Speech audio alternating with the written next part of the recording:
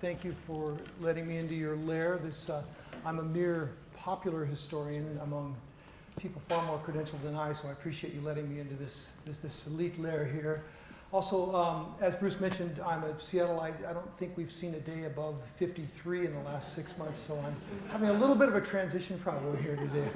I went to this from the rainforest to the Sierra, and it's really interesting transition for me. My daughter's a graduate of Stanford, left a few years ago, and she, like a lot of people here, is a lover of history. David Kennedy was a mentor to her. Richard White was a professor, and I got to say, I think this is the first time I've been back at Stanford where I didn't have to write a check to be here. So that's actually a really good feeling. The Stanford Alumni Office called me up the day after she graduated and tried to hit me up, and I only said a couple of words. I said, "Are you kidding?" I just wrote the last check. Sorry, guys. So it's commencement season, and for some reason, I guess because it's commencement season, I've been thinking a lot about David Foster Wallace, my favorite authors. And actually, my favorite quote from David Foster Wallace is a short quote where he said, "I do things like get in a taxi and say, 'to the library,' and step on it." But for our purposes tonight, he told this story, which I'm going to steal from him, and I'm sure he can come back from the grave and hit me for this. But he tells a story about two young fish swimming along in the water, and they pass this older fish. The older fish nods at them and says, "Good morning, boys. How's the water?" Two fish swim on a ways, and after a while, one of the young fish turns to the other younger fish and says, "What the hell is water?" And I think in the West, this engineered construct, this society that is so beyond any other society that's been created on the earth, this place with our public power in much of the West, our industrial footprints, our entrepreneurial businesses, our way of looking toward the Pacific and instead of looking toward the past, in some ways is our water. We take it for granted. We take for granted that we're here and we're like this. But that's what I'm going to talk about, is how we got to this point, and World War II gives us this. Now, think of the history of the West. I guess a lot of history is like this, but think of the history of the West for the last, say, 120 years as largely accidental. Now, as I said, history in general is accidental, but I want to tell you just a couple of particular things leading up to World War II. What would the West have been like had not President William McKinley been assassinated in 1901? Now, you real lovers of history would know that he wasn't initially killed. He lingered for a while. Teddy Roosevelt was hiking in the Adirondacks. The Secret Service went to get him. They brought him down. Then they said, "Well, we think he's going to make it." So Roosevelt went back to hiking. Then they went and grabbed him. He came down again from Mount, I think, Thomas he was on. And McKinley had died. We then, our youngest president, Teddy Roosevelt, took the oath of office. And he hooked up with a guy named Gifford Pinchot. Now, these were two patricians. These were two men who had very similar lives. They were kind of nerds, I guess you'd call them pre-nerd age nerds. And they loved the outdoors. They both also had lost at a very young age the loves of their lives. Teddy's wife, Alice, died on the same day as his mother died. That was Valentine's Day, 1884, where he wrote in his diary, "The light has gone out of my life." Pinchot lost the love of his life about the same time, a young woman who he had planned to marry. So they shared tragedy, and they were both a bit odd, or as your carpenter will tell you, they were both a bit off plumb. These two guys then scheme and plot and think now they're finally in a position of power. And over the course of the Roosevelt presidency, in a very short time, these two patricians, these two Eastern blue bloods, these two men badly wounded by what had happened with the loss of their lives, these two self-proclaimed nerds, create this public land legacy that is the absolute envy of the world. The National Forest System, I didn't create the National Park System, but several were created on his watch. National Wildlife System. Basically, the core of the public land legacy is from these two people, Pinchot and Roosevelt. Now, think about what that legacy would like, but that lays the foundation for the geography of hope and what World War II did to it. So for our purposes, now let's consider another accident. 1933 in Germany, a madman, his party wins a third of the votes to parliament, and by the end of 1933, he's abolished the Reichstag, and Hitler is in power. People forget that it was largely democratically elected. They didn't do it by just Hitler, by fiat, but he got the people to go along with his abolishing the Reichstag. And I'm not going to go into this because you know the story fairly well. By the end of the year, their democracy is gone. The Germans won't vote again until 1949, I think. He builds a ferocious war machine. He conquers most of Europe. He rounds up Jews, homosexuals, ethnics, and Marxists in assorted resistance fires for a slaughter the likes of which our civilization had never, ever seen. Over the course of the entire war, globally, 60 million people die. 3% of the Earth's population dies. Well, 60 million people. And out here in the American West, on the sunset side of the 100th meridian, the war is marvelous stuff. It's fantastic. It's transformative. It's great. It changes everything. At least that's what people are saying initially as they watch this thing roll through. So World War II ends up changing every aspect of Western life. You can go to the smallest hamlet in the tiniest valley tucked in the north-facing shadow of Idaho. You can go to the biggest coastal cities and you'll find something that World War II changed. It set all those things in motion. In no other place of the country was war so transformative, was this war so transformative. Now, and the amazing thing, let me back up. Not since the California Gold Rush. That's the only thing I can think of, which was sort of an accident as well. Not since the California Gold Rush had something come along that so changed the way all of us live in the West. Now, none of it was really planned, or none of it was really master planned. They didn't sit around and say, let's build a society that follows along these lines. It was a result of things, starting with Hitler, things falling into place leading up to where we are now. Now, let me rephrase that. One thing was planned, not as a result of war. Has anyone ever heard of the planned promised land? The planned promised land. Yeah, most people haven't heard of it. That was the original name they gave to the Grand Coulee Dam. So the idea was, now I wrote a book about the Dustbowl, so I really went deep into these folks and lived and got to talk to some of the last people alive. They've now passed away. They were in their 90s when I spoke to them. They were teenagers when the Dustbowl was going on, or in their 20s. And they told me these amazing stories. But it was extraordinary. People say, those people who don't believe in climate change say, well, man can't really change the climate. We changed the climate in the Dustbowl. An area the size of Pennsylvania was wiped out. And Roosevelt's thought, when he took office, starting in 1933, was that I'm not going to let an entire section of the United States fall away, nor am I going to let these people fall away. So the idea was that they would pinch the Columbia River, the largest river in the West in terms of how much water, the largest river in the Western Hemisphere in terms of how much water it empties into the Pacific.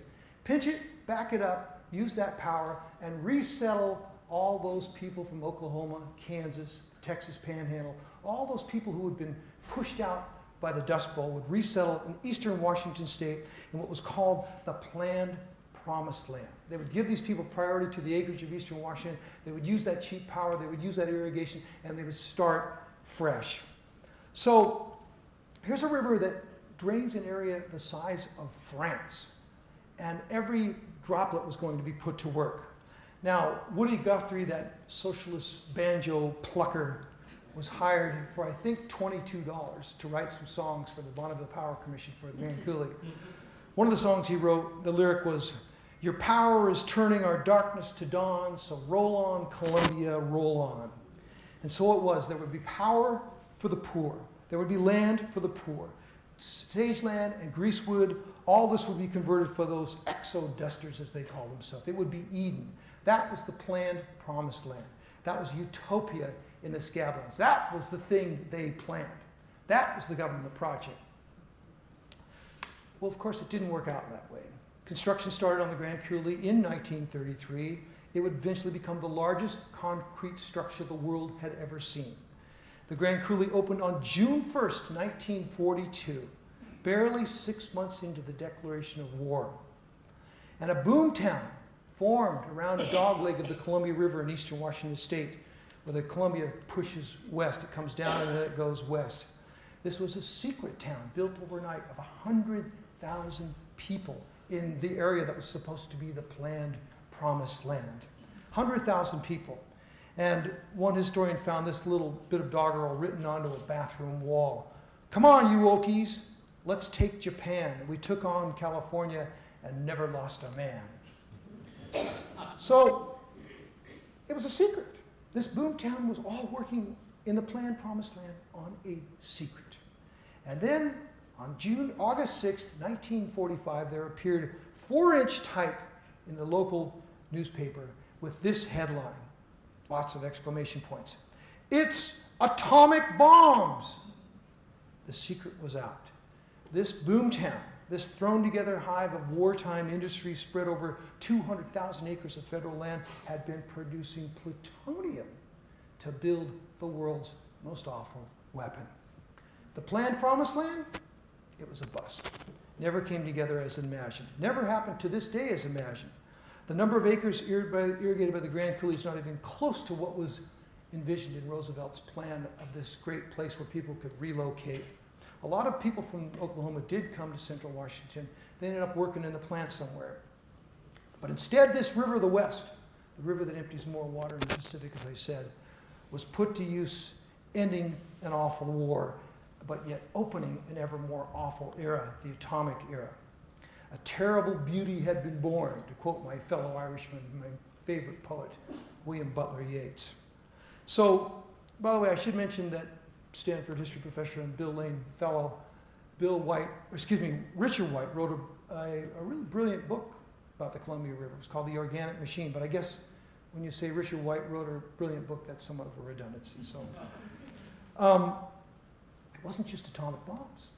It was hydroelectric energy as well. That power that was going to turn that darkness to dawn was put to use to defeat Japan and Germany and every part of the river. Everything that fell from the sky in the rainy Pacific Northwest was harnessed. Now, water today is an entitlement in the West. You expect to have it delivered to your doorstep, whether you live in Phoenix or Denver or most of California or most of the Pacific Northwest for that matter. It wasn't until World War II came along. Now, the big hydro projects preceded World War II, but the war accelerated the trend. Government came in and showed what amazing things they could do in re-engineering this wonderful piece of land of ours. So, the Columbia River ultimately was pinched by a dozen dams. Almost every major in the West had a dam on it, save Yellowstone. That remains one of the few unharnessed rivers in all of the American West. Now, this is a side thing, but a lot of people talk about what those dams did to salmon migration. But now it's interesting to watch how the public perception of dams has changed. Now they say in the Northwest, at least in Washington State, we have almost zero net CO2 emissions. Why? Because of hydropower. Everything comes from the sky. It doesn't release anything into the greenhouse gases. But it had the salmon effect. That's another story. Now, there's one asterisk to the story of what happened to the big, mighty Columbia River. Nature got in one last punch. There was something called the Vanport Flood, May 30th, 1948. Anyone ever heard of Vanport? Oh, I got a virgin audience. This is great. So, during the wartime, you've got Portland, the mouth of the Willamette River and the Columbia, and then just across in Washington State, you've got Vancouver. Well, on the Portland side of it, Henry Kaiser had built a massive shipyard to build armaments of war, and a boomtown arose there as well. 30,000 people to fill his shipyards. And this flood came along in late 1948 and completely wiped the city off the map. Buried Vanport, disappeared. It was the third largest city in Oregon, gone, completely wiped out. But what that did was it integrated Portland, because half of all those people who'd come to that shipyard and half of all those people who were living at Vanport before it was wiped out moved 10 miles down to Portland. An almost all-white city was integrated because of what happened there. So, let's talk about the force of the American West, the great sheath of green, much of which is brown right now because of beetle infestation. Seattle was a sleepy little Scandinavian town. My mother grew up there, my grandmother moved there, and it was known for salmon and timber. And at the start of World War II, very few people knew what a chainsaw was. I mean, it's an emblematic thing now, but most people did not know what a chainsaw was at the start of World War II. But as it turned out, this one instrument, this oil-spitting, silent-shattering, portable Paul Bunyan did more to change the landscape of the Northwest than anything since the Great Glacial Ice Sheet, which had moved north 20,000 years earlier. And it was all because of World War II. So in the wartime, there was a huge demand for timber. There were posters around Seattle that said, "To save American lives, we must provide the lumber our armed forces need and provide it now." So the chainsaw, which used to be a big, cumbrous machine that took 2 people to operate, was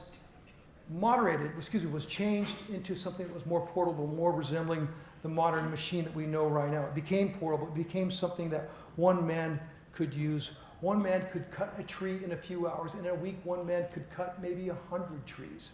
The chainsaw, that more than anything else, changed the forest of the West. So at the same time, roads were carved into the national forests. Roads once considered financially prohibitive were now financed by taxpayers because it was part of the war effort. Roads built on muddy, hazardous slopes were built deep into parts of the mountains all over the West to harvest that timber for the war machine, for an army of people holding this portable machine, a chainsaw. Now, what had been dark and green and hirsute by the end of about the 1950s in many places was now stumps as far as the eye could see. And a new word came into our lexicography, clear cuts, which you saw all over the West. So then we had the post-war construction boom, suburbs, and suddenly even more timber was needed to provide the houses for those newly educated ex-GIs who were moving into all those. So the forest that had been set up by Gifford Pinchot and Teddy Roosevelt thought that forest would be used for all the people, became this instrument of war, and thereafter continued right up until the late 1980s. So by the time I started covering this issue in the late 1980s, they said all but 3% of the original old-growth forest on public land had been cut. And almost all of that can be traced back to, again, the invention of the chainsaw and the need for timber in the war. Now, it brought about a power shift. These beautiful forests, which TR and Pinchot thought would be for the average person, they used to always use the word the little guy. The big man can take care of himself, but the little guy needs something, someplace where he or she can hunt, someplace where he and she can find solace, someplace where he and she can call their own, this great American inheritance of public land. This changed as well, because it went over to companies who could cut timber, and that became the priority for a long time. So Gifford Pinchot, who I wrote a book about in The Big Burn, actually he was just a character, and a great character, by the way, who had lived from the end of the Civil War, 1865, till 3 years after World War II, 1948, saw a huge swath of American history. And near the end of his life, he took a very fragile for him journey out west to look at the forest, which he had set aside, and he was absolutely appalled. He said, "The people who did this are nothing less than public enemies." That's what he said of what, this was after the war, and he was appalled at what had happened to them. Elsewhere in the West, the desert of the Southwest was also put to work. Now, before that, even on maps up to the start of the 20th century, you could see labeled in parts of the Southwest, they had it wrong, but parts of it, they'd said, and parts of the plains were labeled the Great American Desert. It was this wasteland. Nobody would ever want to settle there. Homesteaders, they tried to get them in the Dustbowl. That's why they doubled the Homestead Act to get people to settle in the high plains. And then with World War II, in the Southwest, they found a use for it. Bombing range, dumping ground, nukes, testing, weapons. Over a period of time, 14 million acres of this public land was put to use for the military. Now, Las Vegas, the start of the 1940s, this was just about when Bugsy Siegel, I'm not sure if he'd been knocked off yet, but Bugsy Siegel was starting to eye Vegas. The Godfather Mafia didn't come in until the 1950s, but Bugsy Siegel was just starting to eye Vegas. 1940, how big was Las Vegas? 8,000 people. 8,000 people. So with military airfields, which they added, that brought people into Vegas. It tripled in a decade. And by the 1980s, when Las Vegas's metro area was 1 million people, Time magazine put it on its cover story and said, "The new Detroit." Vegas was the way we live now. So that all happened as a result, in part because of the airfields and because of the military investing in this dusty little town there. The second big thing to happen, of course, and this is what totally transformed Phoenix and other places, had nothing to do with the war, I don't think, was air conditioning. They say had air conditioning not come along, you basically wouldn't have most of the Southwest settled here still. In New Mexico, the Manhattan Project arrived in Los Alamos in 1943. It was thought, like the Hanford planned Promised Land, to be a temporary thing. It was a mystery, like the Hanford thing. It was an instant town of 6,000 people, but that's still there. Now, let's talk about how race changed because of the war. This is one of the more interesting side things as well. I mentioned Portland was almost an all-white city. To this day, Portland, Oregon is I think, the second most white major metropolitan city in the United States. Seattle was not far behind. And not far behind that was Los Angeles. It was full of Midwestern transplants. These were largely white cities along the coast.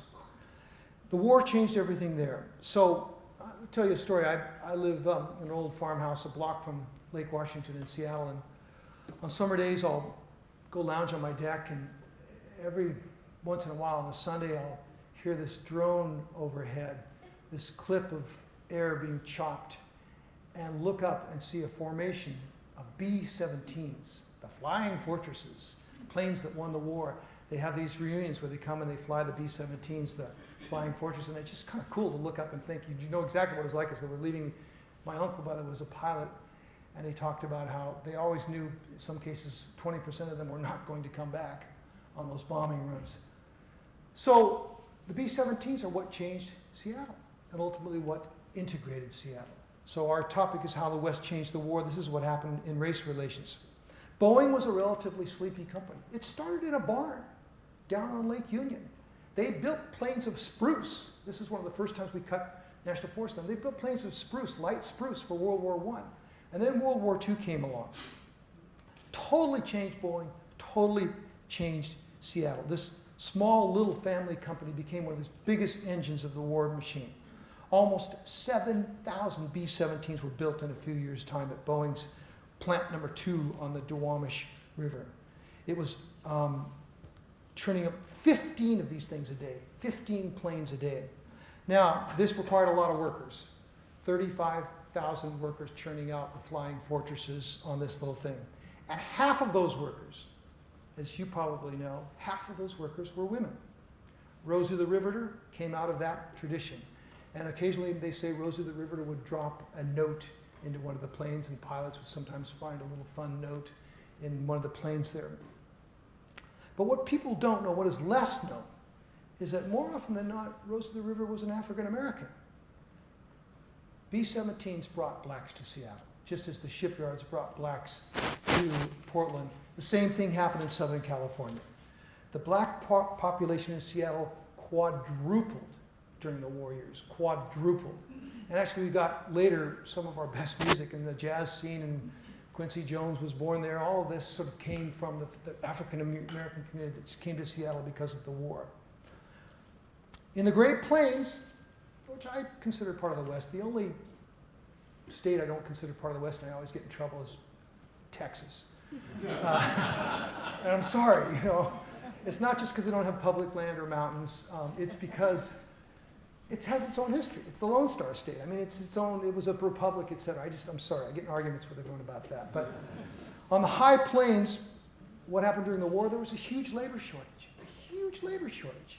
So they actually went south, as we still do, to Mexico, and brought up 20,000 Mexicans called braceros.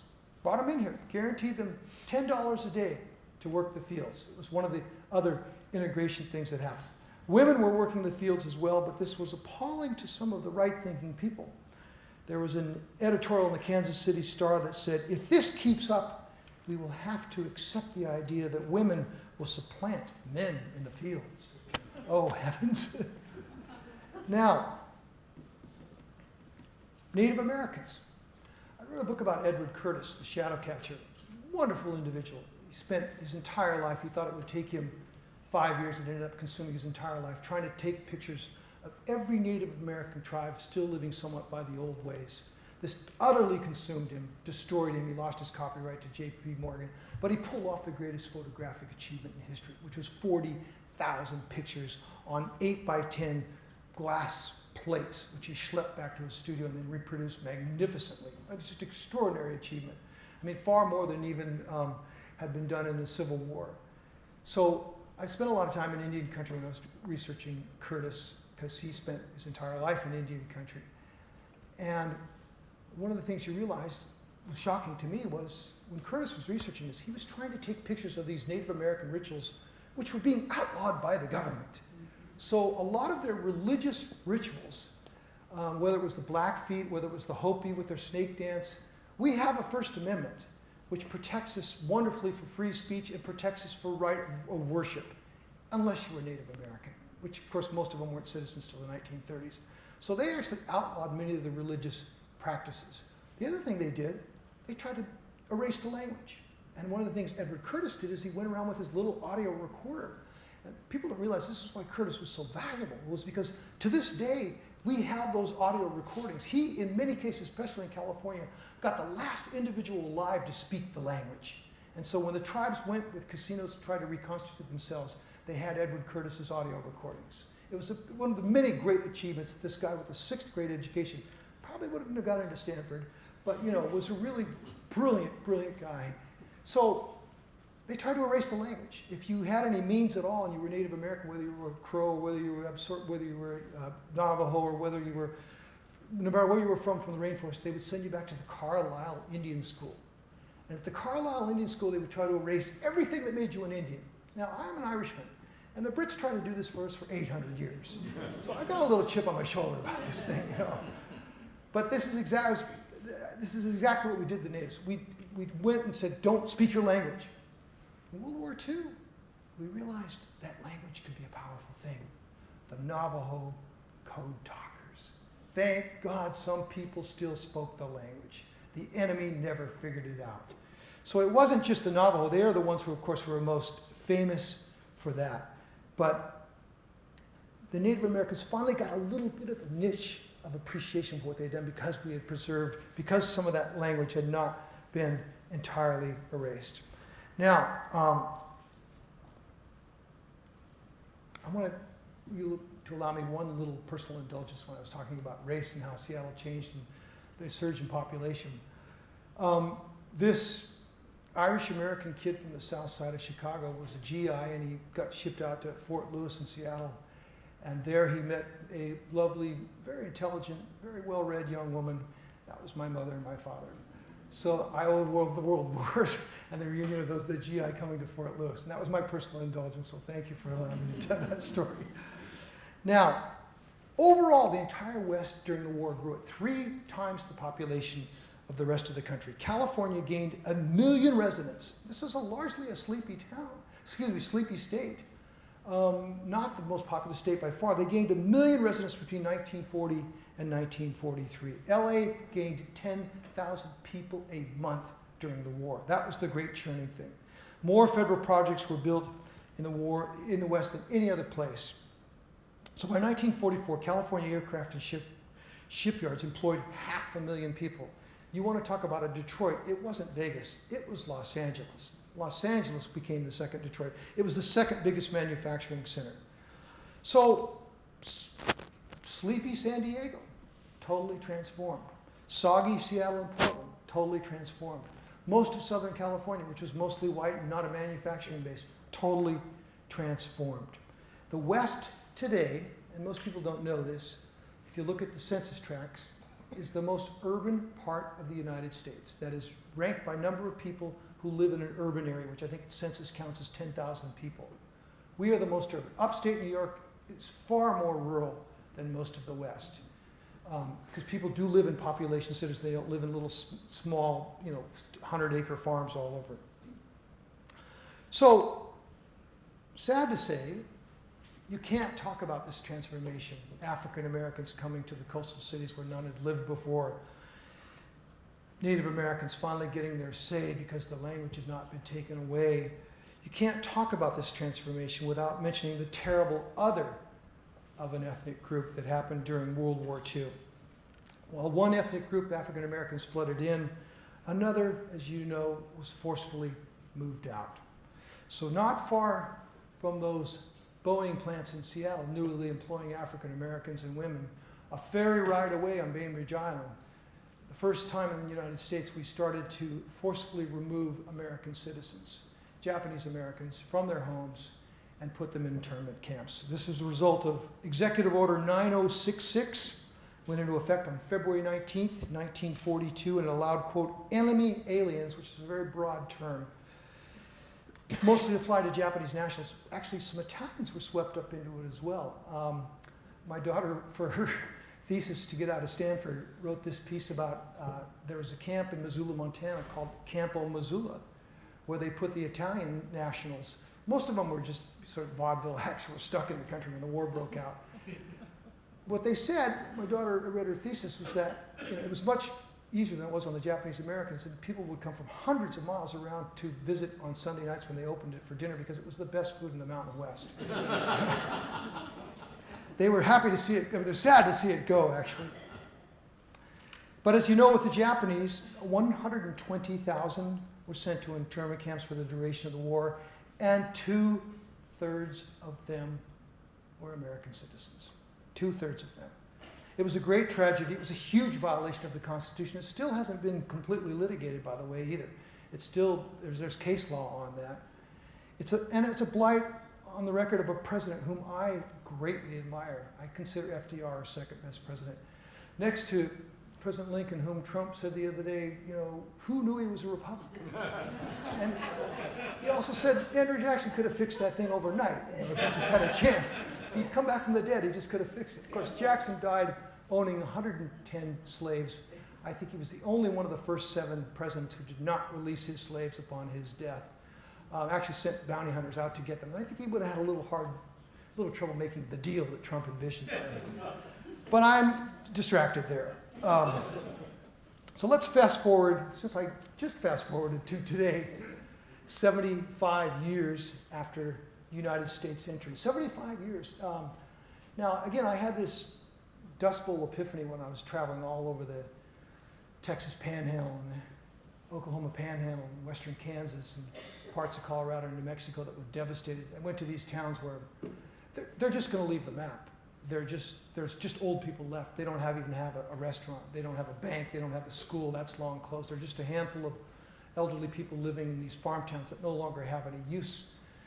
And I realized as I was doing this thing, again, I was interviewing 90-year-olds, and I was looking in their eyes, and I was seeing young people, young women, mostly women. The women always outlive the men, and I hate to say this, the women were far more articulate. They had better recall.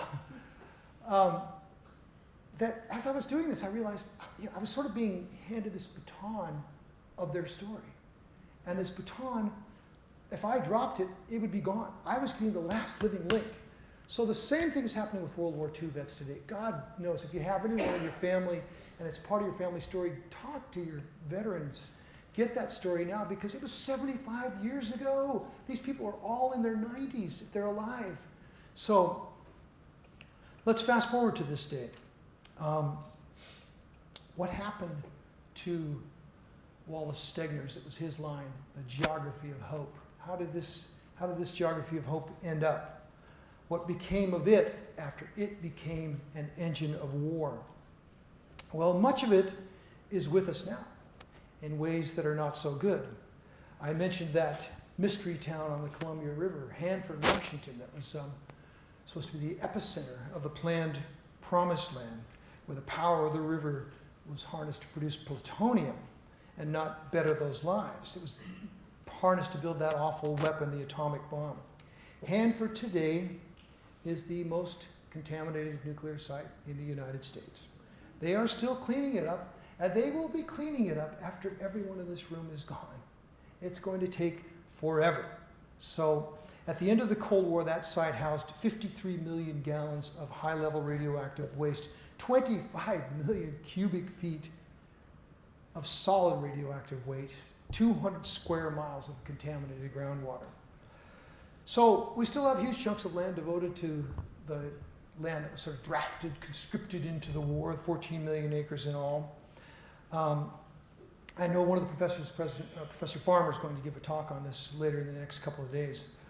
But I also know along that area of the Columbia River today, where once there were just a few thousand people growing peaches on a dusty little town before the war, there is a thriving city, the Tri-Cities, of 250,000 people, most of them doing cleanup jobs, but they're high-paying jobs and doing jobs that spin off from that. And also nearby is the Hanford Reach, the last free-flowing section of the Columbia River, a huge home for Columbia River Chinook, those big, fat, 40-pound salmon that still swim all the way up there and spawn there. One of the national monuments right now that's under review by President Trump. It was set aside more than 20 years ago, and we may lose it. So it's part of the monuments that are on the list of review.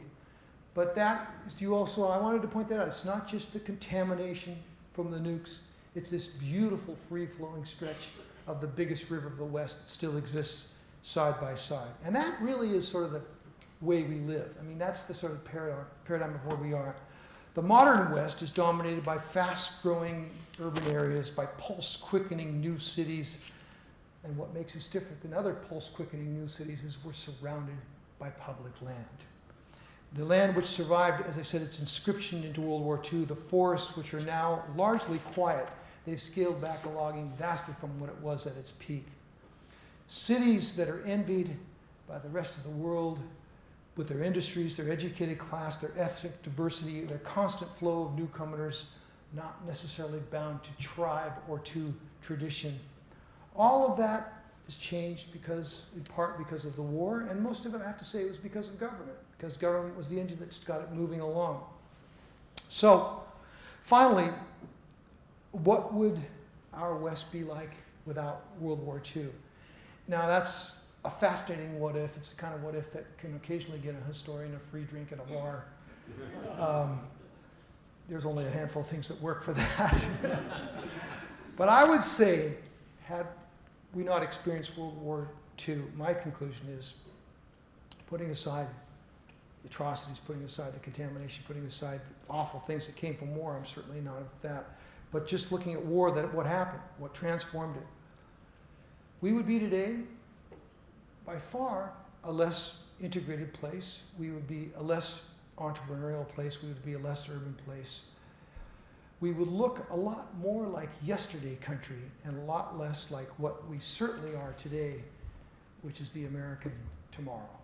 Thank you.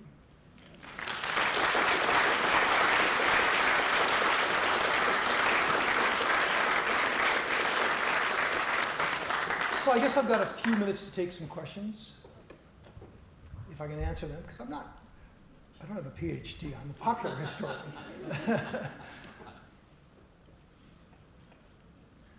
Yes, sir. Yeah, he asked about Hispanics and Latinos, and I mentioned that, at least on the high plains, they started to bring in braceros, and 20,000 were brought. Certainly Southern California, and New Mexico, which had all had Latino populations, which were the majority at one time, then got erased in the big early migration of the 20th century. So it changed Washington State. The Northwest was still, the Northwest did not have a big Latino tradition. It had an Asian tradition. A lot of Asians landed on the coast of the Northwest. So they came in when big agriculture started to take hold of all the valleys of eastern Washington. But yeah, you're right. In terms of integration, certainly Southern California had, as I said, a Latino majority, as did New Mexico.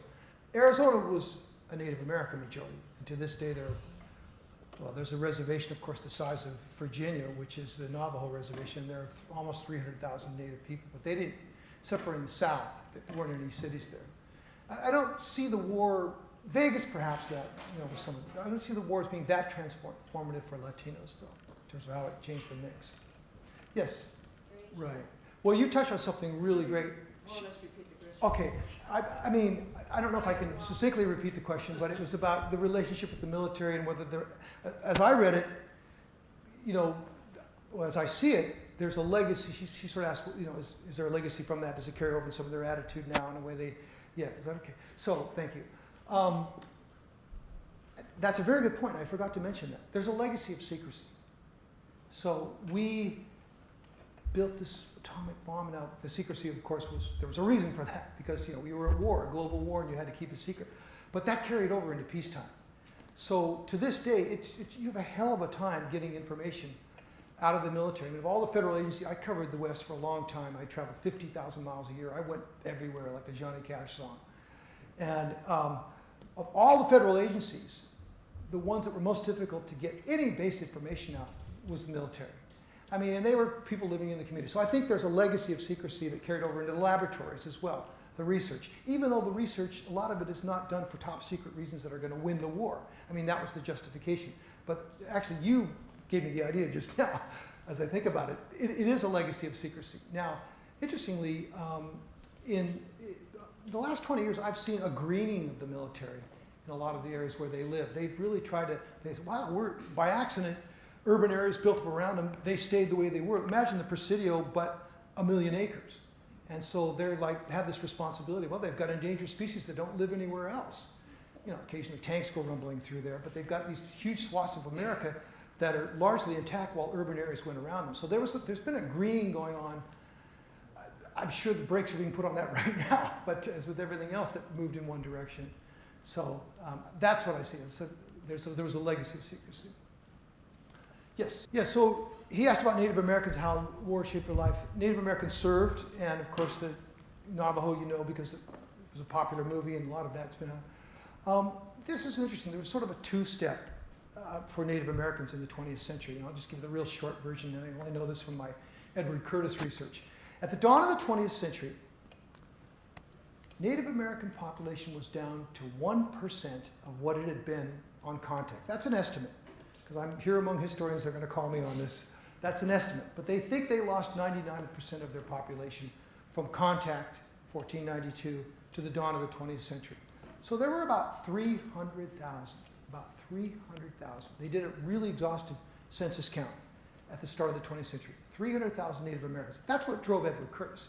He thought, in the conventional wisdom at the start of the 20th century, they'd be gone in half a century. Because look what had led up to that. They'd lost 99% of their population, mainly because they didn't have immunity to these Western diseases. That's what really killed them. So the conventional wisdom was they would be gone. Now, I'm happy to report, as you all know now, the census just counted 3 million people of primary Native American blood. So that's really rebounded significantly. But in the interim, two things happened. They finally got citizenship. I think it was 1934, the Indian Citizenship Act. Was it 34 or was it 30? I think it was 34. That was one of my hero, Edward Curtis's final causes, was to give Native people censorship and citizenship. And they got enough censorship. With citizenship, they stopped enforcing some of these, making it a crime to practice your religion. The Indian rituals came back. So that was the first step of the two steps. With the war, with them serving, and with the Native people serving heroically, serving in ways that caught the attention of the American public, they started to become less than the stereotype of the people. Now, if you allow me one diversion to the book I just finished on Irish Americans. When the Irish came to America, of all the immigrants, the Irish were the first to really wash up en masse because of the Great Famine. 1 million people died in about 4 years' time. Another 1 million came, and they didn't go very far. They went just a few blocks inland. They just crowded these awful tenements. And there was a party called the Know Nothing Party in the 1850s. It was the second biggest party in the United States, and their whole purpose was to keep the Irish and the Germans from getting citizenship. They didn't like them because they were Catholic. They were clannish, a lot of them spoke Gaelic, they thought they were dirty, all the things you hear about immigrants, you heard described about the Irish. What made them Americans, my premises, and my hero was a guy who Abraham Lincoln made a general in the American Civil War and led the Irish Brigade, Thomas Francis Meagher. I'm not just plugging my book, but the war made them Americans. The war made them, in the eyes of all these people who disparaged them, by their blood sacrifice, they were willing to die, and they died more than any other unit in the Civil War. The Irish Brigade took the second biggest amount of casualties in the Civil War to the slaveholders. That made them Americans. Most of the real Irish-American oppression stopped after that. A somewhat similar thing happened with Native Americans who had served. I say it's somewhat similar because it's totally different too. I mean, these people are the original Americans. they have tribal homelands, so they're not coming from somewhere else. But the two-step was citizenship, and then the war helped people to see them as Americans. Now, a lot of them, they're countries within a country. So, I think you had a question over here? Yeah. We'll just say the same thing about the Japanese, for example, and very few people ever talk about the heroism and the bravery. And as many of the Japanese that were relocated, one of the cool anomalies were they were subject to the draft. Right.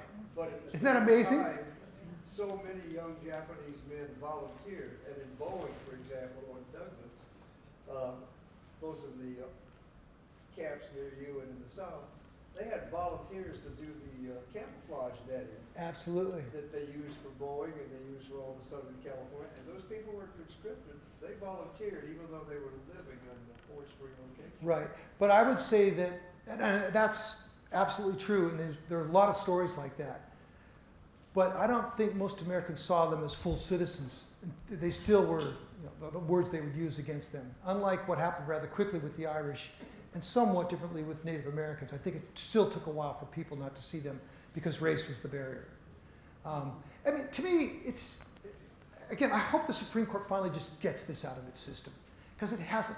If this were ever to happen again, there's going to be precedents they can call on. Now, there was an individual, I forget his name, but he was from Seattle, and he litigated his own case all the way. Ronald Reagan offered a formal apology, as you know, to the people who've been, that was only after Congress passed a resolution, and then Reagan offered an apology as well. But I wish we would get it out. It's still on the books. It still hasn't, how citizens can be herded into camps and made to be enemy aliens. But you're right, their service was extraordinary, while being conscripted as well. The other thing was, a lot of them lost their property. Dave Guterson, a fellow Northwester, wrote a terrific book called Snow Falling on Cedars. And it's sort of the slow, you see this textual thing that happens in the war is somebody who's your neighbor, and then they're in a camp and you eye their strawberry patch, you really want this land, so you go to the sheriff and you get it at an auction because they're failing at the bank. And the way that this thing moved, it wasn't just take their land, but there were little subtle ways of doing it as well. So a lot of them, when they went back, there was no going back. They couldn't go back to home. Home was taken from them. So, but I think when you're dealing, I'm trying for the sake of this conference to keep it kind of big picture though too, to look at the water, David Foster Wallace's water, those, and not get too much into the smaller things. Anyone else? Yes? Do any of your books or research touch on that segue from the hot war to the Cold War that followed, the effect on the West of the Cold War? Yeah, his question was did I do any research on the transition from the, the only thing I did, and I only speak where I have some knowledge of this, where I've done some research on it. The first book I wrote was a book called The Good Rain, and you can tell what that's about, the Pacific Northwest. And I followed this ghost, this person who had written the first book about the Northwest. When he was an Easterner, his name was Winthrop, he was from a blue blood family. He didn't like what was going on in America in the 1850s. There was slavery, there was industrial revolution, was polluting the rivers of New England, the mills all along there. And so he comes to the Northwest, and it's a tabula rasa to him. It's like, wow, this is the hope for America. We can start fresh here. Forgetting as always that there are people who have lived there a long time. But so I wrote a book about him because he wrote this first book about the Northwest, and it was on how this is where the American idea can truly take hold. Now Theodore Winthrop was the first American officer killed in the Civil War. His book became a posthumous bestseller. It was called The Canoe and the Saddle. So I follow him around. I get to this section in northeast Washington state, far up by the Canadian border, the Okanagan country, and I find one of the most virulent, awful, poisonous, toxic episodes of Cold War paranoia, where it was during so this is only the social side, to answer your question about how it carried over. They ran this local farmer editor out of town because he was writing against the McCarthyites. He was writing against the fact that, people were being accused, this and that. They labeled him a communist sympathizer. His son he was defending people professors who lost their jobs. And then the reason I wrote about it was because I saw a connection. 30 years later, a deranged gunman on Christmas Eve went to the house of his family, his grown children, and slaughtered the entire family. And slaughtered them because he had believed after finding these old Red Scare stories. And so I just wrote about the sociological thing, how the hatred carried. It was like hatred being pollen that then landed on the head of a crazy person, of a knucklehead, and then he slaughtered his family. So I know there's lots of stories about how the Cold War then made, to answer your question, made the military even more secretive, because that's when all the really top secret stuff was done. By the way, has anyone ever told you you look like Gary from the show Veep? All right, folks. Well, thank you so much for coming out. I appreciate it.